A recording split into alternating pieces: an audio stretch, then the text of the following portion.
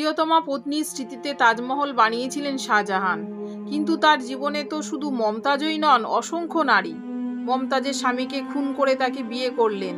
মমতাজ আসার পরেও তিনি বিয়ে করেন। অন্য নারী সঙ্গ তো ছিলই, তাহলে শাহজাহানের জীবনে মমতাজের ভূমিকা কি? সকালে বাজার বসছে আগ্রার রাস্তায়। বছর 20-র এক যুবক ঘোড়া ছুটিয়ে যাচ্ছেন সেই পথ দিয়ে। হঠাৎ পথের ধারে নজর পড়ল এক পরমা সুন্দরী এক মেয়ের। দৃষ্টি গেল আটকে। খোঁজ নিয়ে জানলেন বছর 15-র মেয়েটির নাম আরজুমানন্দ বেগম। হবু সম্রাটের ভারী মন ধরল তাকে। মেয়েটিকে তার যে চাই। অবশেষে 1612 খ্রিস্টাব্দে 10ই মে মেয়েটির সঙ্গে বিয়ে হয় যুবরাজের। মেয়েটি হলো মমতাজ। যুবরাজ স্বয়ং মোগল সম্রাট শাহজাহান। বিয়ের পরেই উপাধি পান মমতাজ। এই মমতাজই শাহজাহানের সবচেয়ে প্রিয় বেগম। প্রেমিক দম্পতিদের তালিকায় প্রথম সারিতে উচ্চারিত হয় তাদের নাম। 19 বছরের বিবাহিত জীবনে মমতাজের মোট 14টি সন্তান হয়।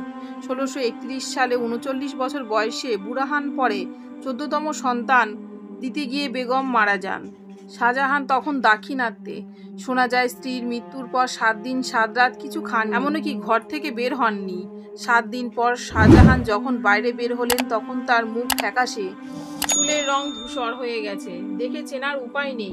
স্ত্রী হারানোর শোকে মুহ্যমান সম্রাট তার প্রাণপ্রিয় স্ত্রীর স্মৃতির জন্য যমুনার তীরে নির্মাণ করেন ভালোবাসার অপরূপ নিদর্শন তাজমহল।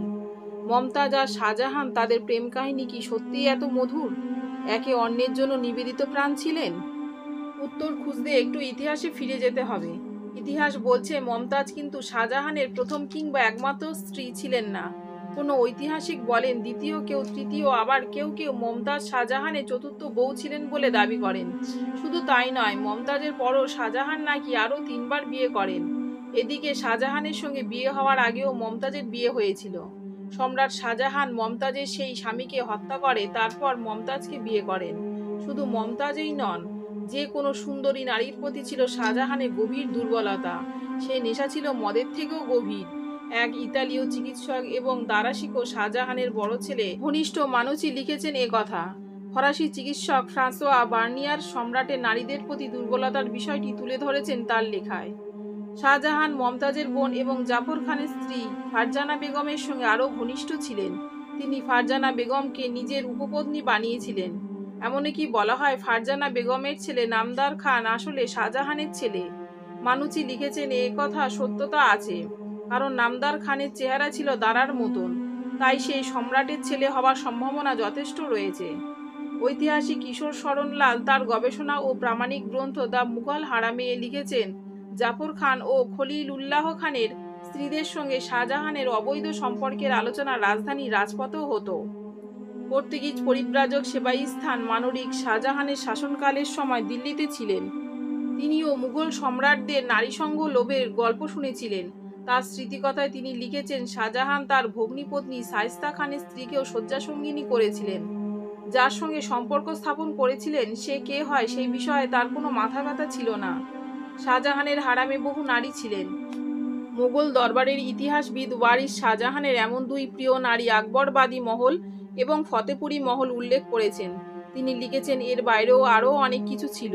শাহজাহানের দরবারে মেয়েদের একটি বড় সুসংগঠিত নাচের দলও ছিল। উৎসবের সময় তাদের সঙ্গেও মজে যেতেন সম্রাট।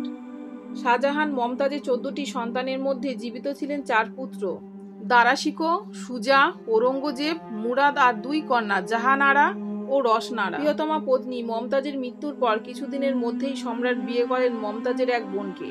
যে সর্দারদের স্ত্রীদের তিনি জোর করে এনেছিলেন তারা ঔরঙ্গজেবকে সমর্থন করেছিলেন।